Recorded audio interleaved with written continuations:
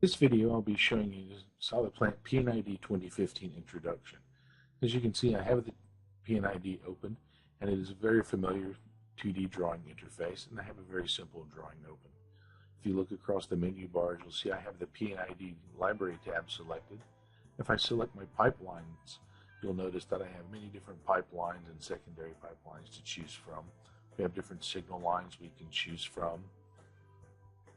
We have many different pumps, horizontals, verticals, centrifugals, more than I know.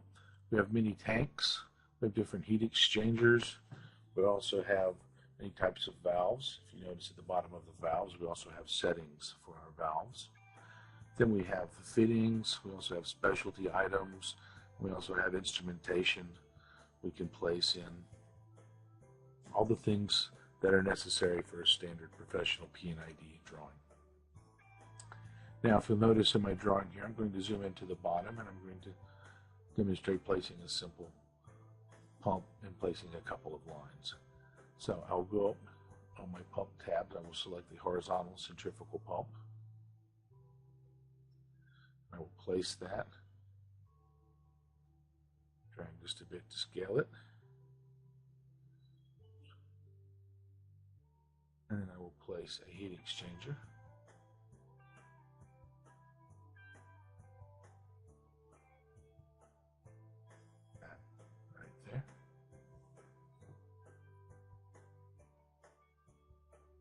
Now I will go to my pipelines. I will select my primary line.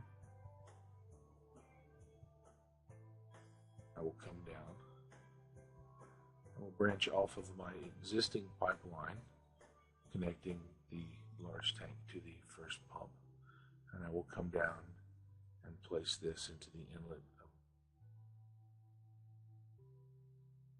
I'll right click to exit my line. When I do that, my P&ID system recognizes that I have connected to an existing line and asks if we want to use the existing tag number or use a new tag number for the line we've just created.